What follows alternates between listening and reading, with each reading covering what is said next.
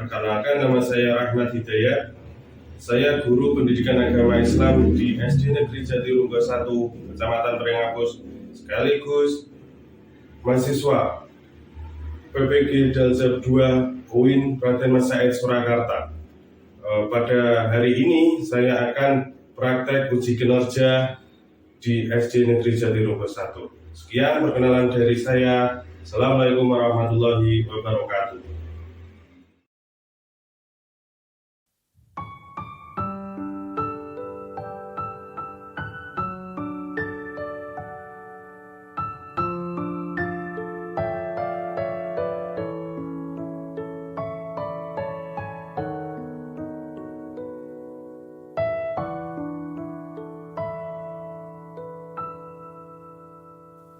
Berkibarlah bendera negeriku, berkibarlah engkau di dadaku, tunjukkanlah kepada dunia semangatmu yang panas membara.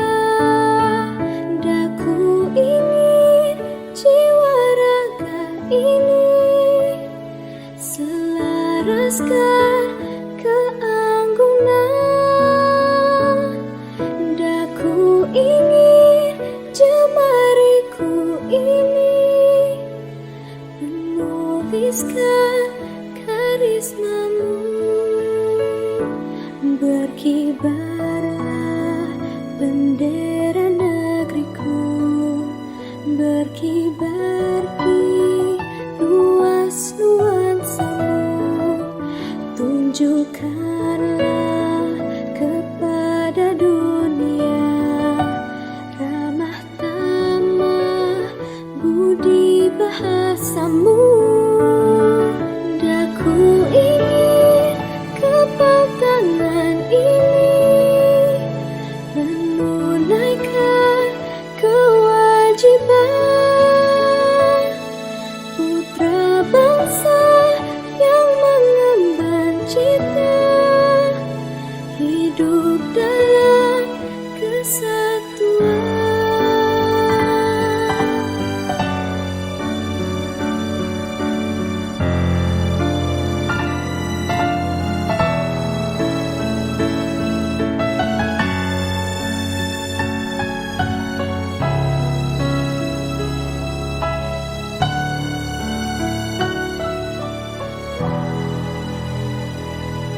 Daku ingin jiwa raga ini selaraskan keanggunan. Daku ingin jemariku ini menuliskan karismamu. Daku ingin kepal tangan ini menunaikan kewajiban putra bangsa yang mengemban cita hidup dalam kesatuan. Indonesia.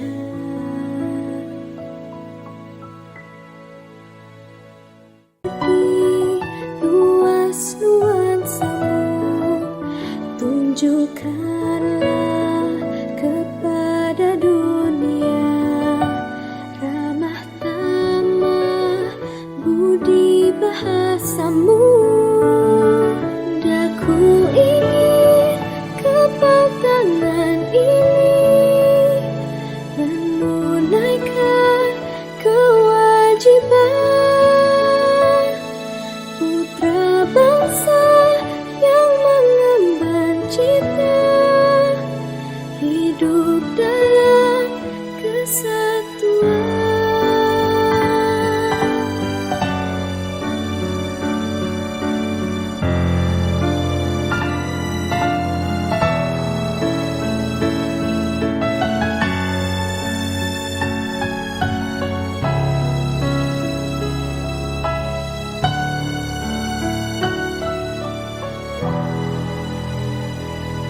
Daku ingin jiwa raga ini selaraskan keanggunan.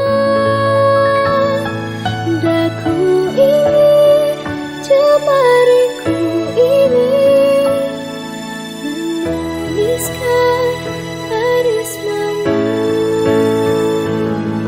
Daku ingin buka tangan ini menunaikan kewajiban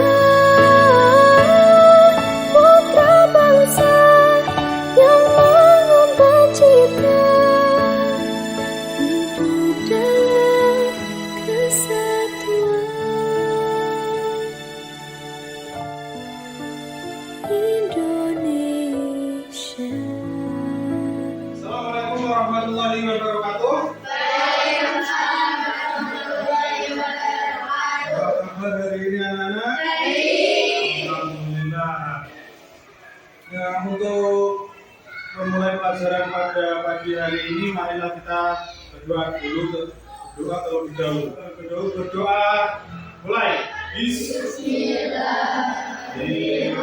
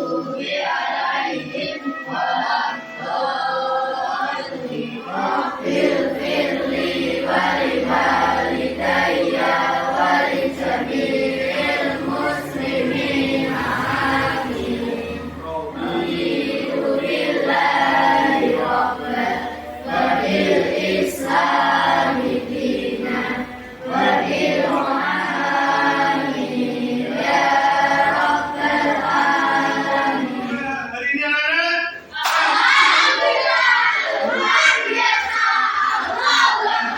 Sebelum pelajaran dimulai, Pak Rahmat akan mengecek kehadiran kalian. Yang mana Mas Desa, Mbak Selin, Mbak Alinda, Mas Rajid, Mas Aker, itu semua ya? Alhamdulillah. Setelah cek kehadiran, cek kerapian. Silakan anak-anak berdiri dulu semua. Cek kerapian. Ayo. Nah, ikan pinggang yang sekiranya kurang benar. Ya, kami semua anak-anak kembali duduk lagi. Untuk mempererat rasa cinta tanah air pada negeri kita ini dan untuk membuka semangat untuk belajar pada pagi hari ini, kita menyanyikan lagu nasional. Silakan anak-anak berdiri semua dulu. Berdiri, ayo. Nah, tolong Mbak Cita maju untuk memimpin teman-teman.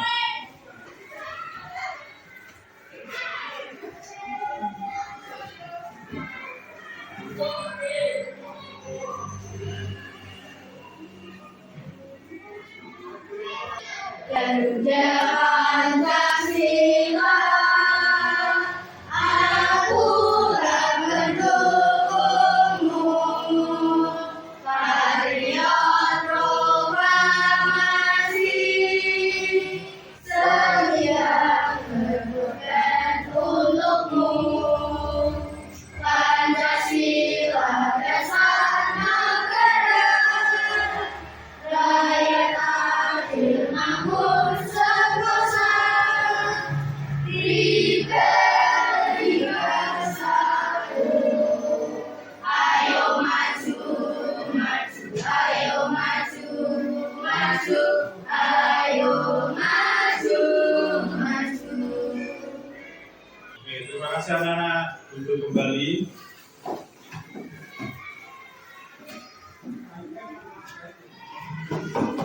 Pelajaran pada pagi hari ini kita melanjutkan materi yang minggu yang lalu tentang buku untuk Hari ini kita belajar tentang tayamum. Sebelum masuk ke materi, para mat akan membacakan atau menyampaikan tujuan dari pembelajaran pada pagi hari ini. Di antaranya, setelah aktivitas pembelajaran, anak-anak diharapkan mampu menjelaskan pengertian tayamum. Apa atau tayamum itu? Selanjutnya, anak-anak mampu menyebutkan syarat-syarat tayamum. Nah, syarat tayamum itu apa saja kita bahas.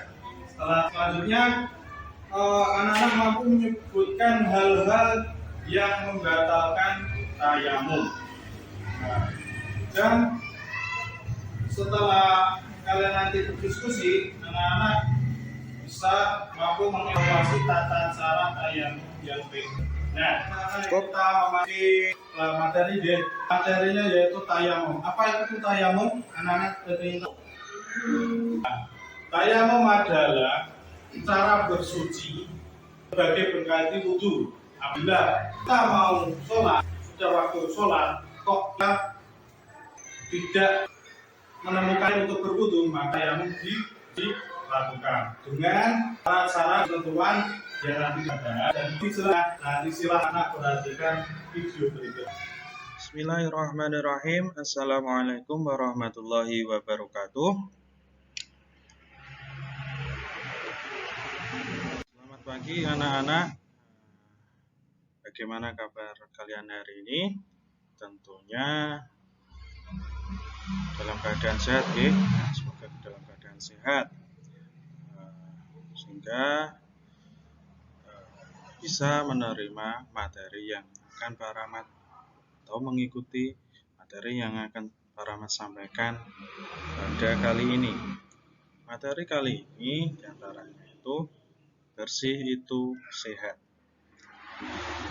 Dalam materi ini nanti para mat akan menyampaikan diantaranya yaitu makna bersih, arti bersih itu apa, kemudian cara membersihkannya bagaimana, diantaranya berwudu dan bertayamum. Langsung saja anak-anak.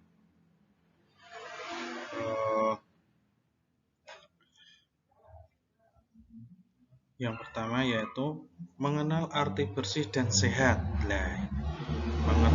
Mengartikan bersih itu apa toh?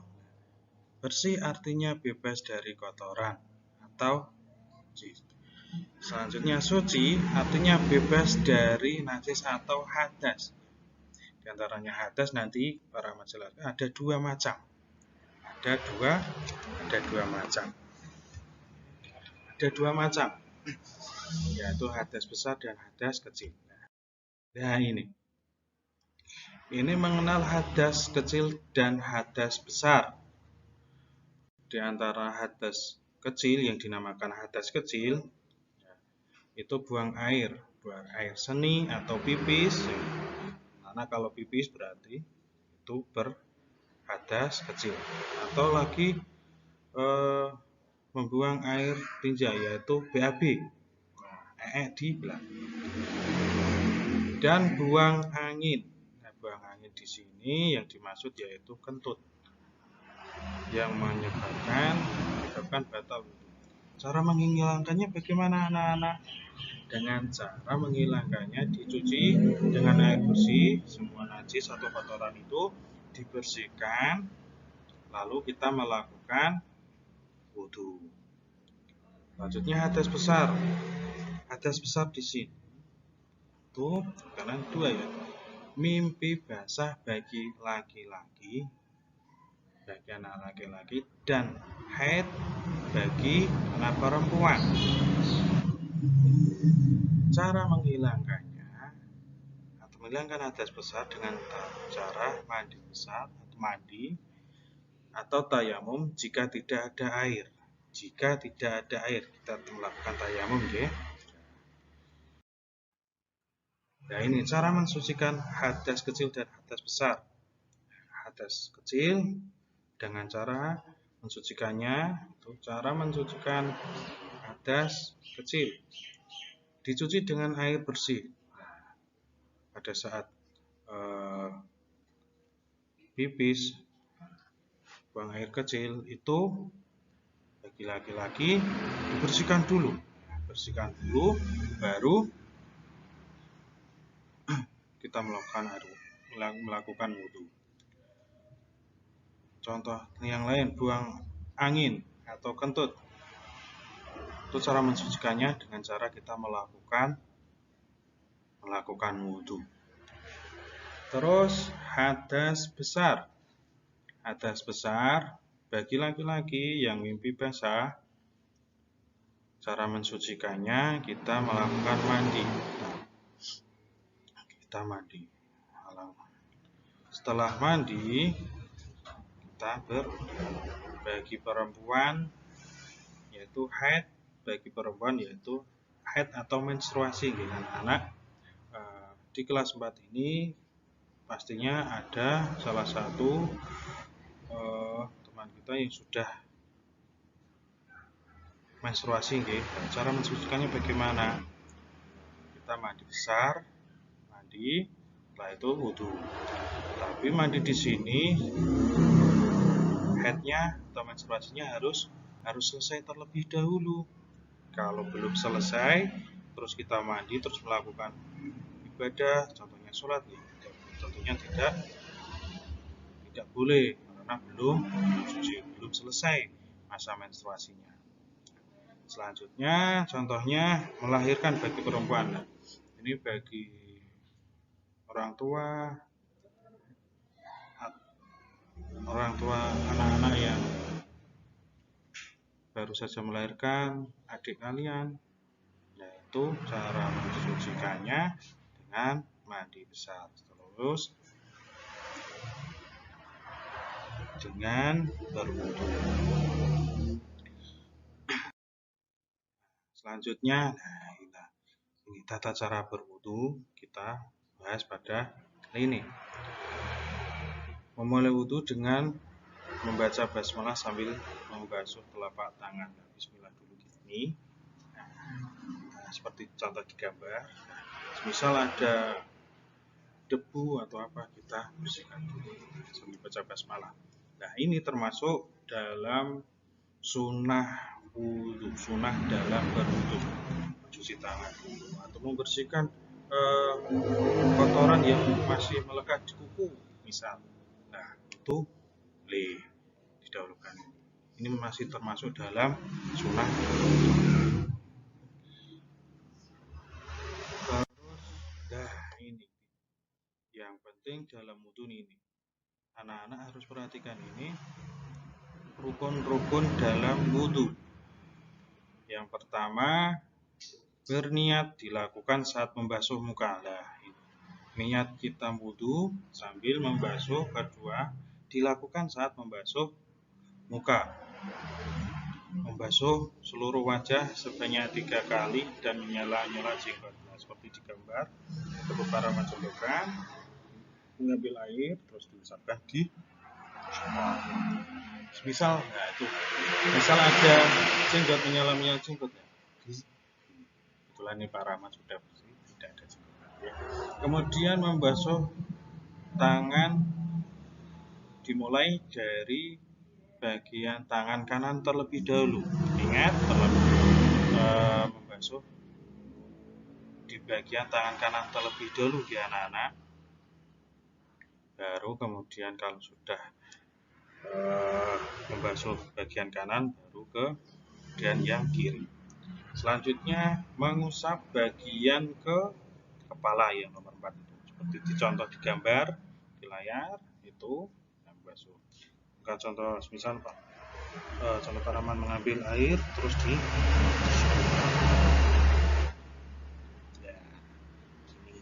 Oke.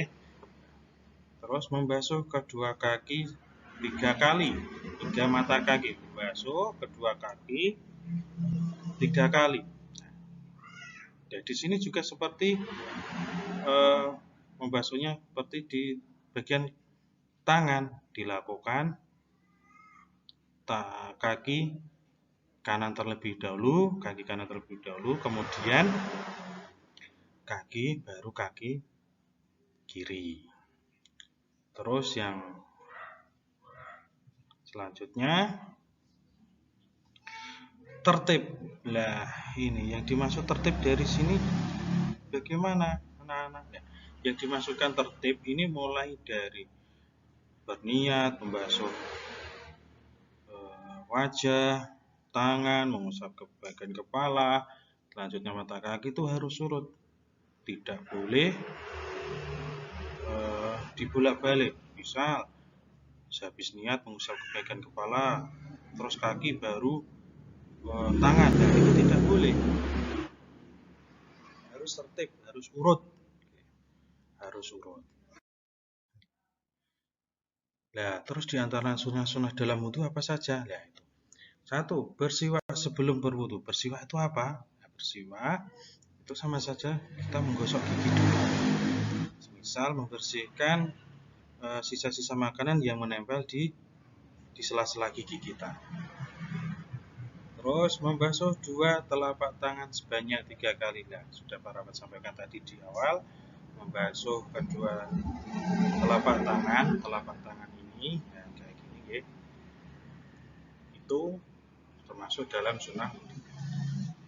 Ya, bersungguh-sungguh dalam memasukkan air ke dalam hidung. Nah, di sini ya bisa misal air terus dihirupkan ke hidung. Itu salah satu sunnah dalam wudhu.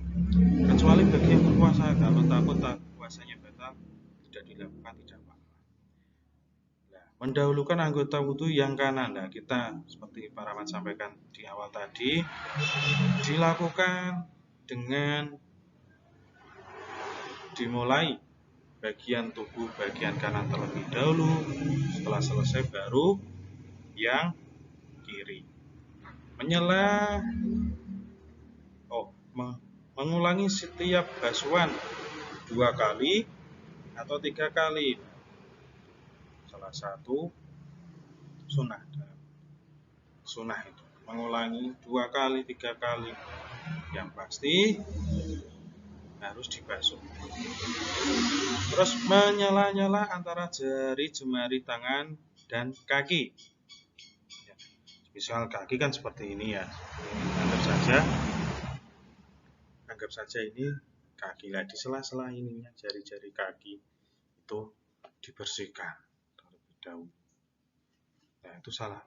Dibersihkan itu lebih baik. Itu termasuk dalam sunnah wudhu. Selanjutnya menyempurnakan wudhu lagi. Selanjutnya,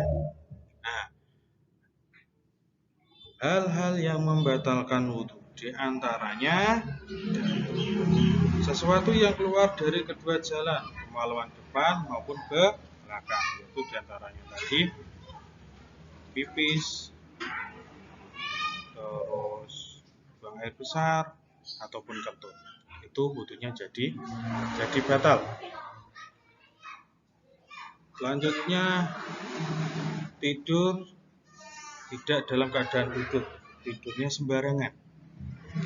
Tidurnya sembarangan anak. Tidak dalam posisi duduk, itu saja batal.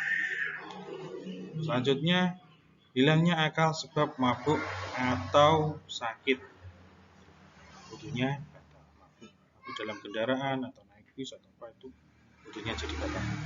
Terus bersentuhan kulit antara pria dan wanita yang bukan mahram tanpa penghalang. Nah, contohnya salaman gini, itu termasuk hal yang membatalkan wudhu. Kan kalau gini, sentuhan kulit tidak ada celahnya, tidak ada pembatasnya, itu membatalkan. Menyentuh kemaluan dengan telapak tangan, entah disengaja atau tidak, itu membatalkan wudhu. Nah, ini niat dan doa setelah wudhu. Nah, niat wudhu para Rahmat contohkan. Bismillahirrahmanirrahim. Nawaitul wudu'a li raf'il hadasil asghari fardholillahi ta'ala. Para Rahmat ulang sekali lagi. Nawaitul wudu'a li raf'il hadasil asghari fardholillahi ta'ala.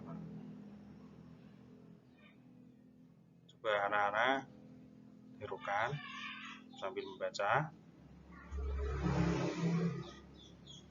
Nah, Rahmat rasa sudah bisa nggih. Selanjutnya yaitu doa setelah wudu. Perhatikan anak. Asyhadu an la ilaha illallah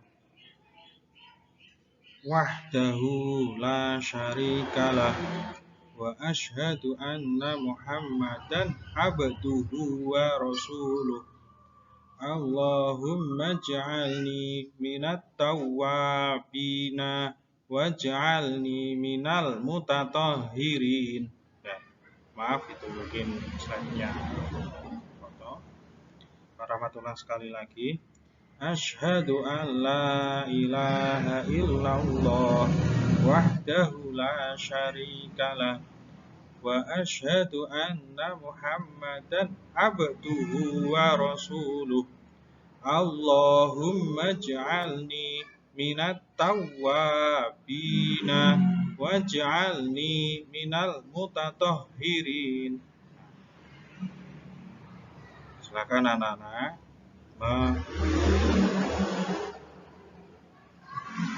latihan membaca dulu, latihan dibaca dan dihafalkan. Udah bisa enggak? Nah, selanjutnya belajar tayamum. Tata cara tayamum. Nah, di sini. Pertama, bismillah, mengucapkan bismillah, kemudian kedua telapak tangan ditempelkan pada permukaan debu yang suci. Permukaan kedua tangan seperti ini, tempelkan di debu yang suci. Nah, setelah itu kedua tangan yang sudah ditempelkan debu ditiup. Nah, ditiup seperti ini, baru masukkan mengusapkan punggung tangan. Lanjutkan kedua telapak tangan ke seluruh wajah dulu. Selanjutnya ada air selepas tayamum sebelum sholat. Setelah kita melakukan tayamum, kok tiba-tiba anak-anak melihat atau ada air yang cukup untuk berwudu, maka tayamumnya batal, harus wudu kalau mau sholat. Terus sembuh daripada sakit dan belum gunakan air. Setelah sakitnya sembuh, baru menggunakan air. Tidak boleh bertayamum. Selanjutnya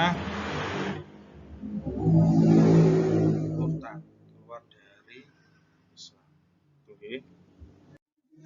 Dan mungkin sekian materi yang bisa Pak Rahmat sampaikan. Semoga bermanfaat. Assalamualaikum warahmatullahi wabarakatuh. Dan setelah nonton tayangan tadi, ini nanti Pak Rahmat akan membagikan lembar kerja dan dikerjakan secara kelompok karena ini kelompoknya sudah maka dari itu Pak Rahmat akan membagikan lembar kerjanya.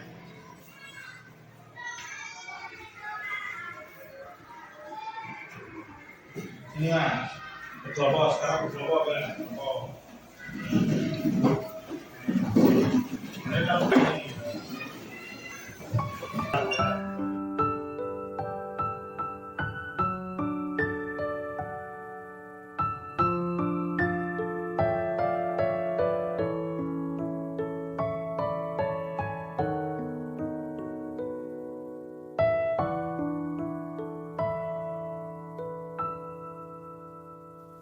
Berkibarlah bendera negeriku, berkibarlah engkau di dadaku, tunjukkanlah kepada dunia semangatmu yang paling.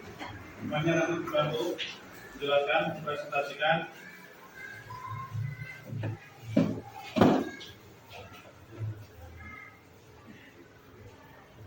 Ayo silakan mulai. Tayamum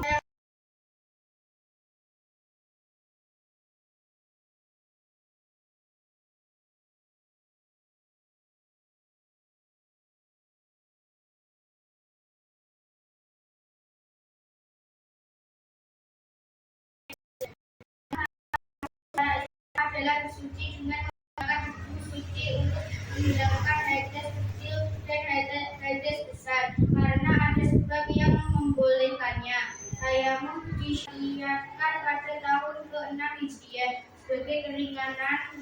Jadi kesimpulan pembelajaran kali ini adalah tayamum secara bahasa berarti menyengaja, sedangkan tayamum secara istilah adalah bersuci dengan menggunakan buku suci untuk menghilangkan hadas kecil dan hadas besar karena ada sebab yang membolehkannya. Tayamum disyaratkan pada tahun ke-6 Hijriah sebagai keringanan rukhsah yang diberikan kepada umat Islam. Tayamum dalam ajaran Islam merupakan pengganti dari mahar. Anak-anak, setelah pembelajaran kali ini telah selesai, marilah kita pelajaran pada hari ini kita tutup dengan bacaan alhamdulillah bersama.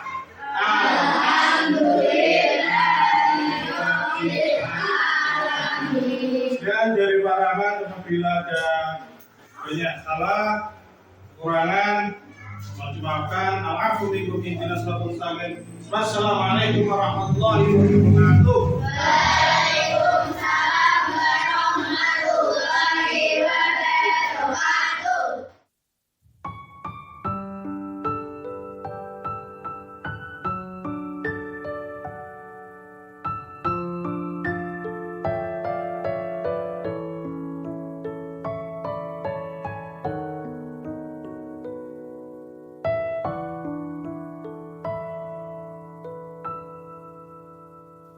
Berkibar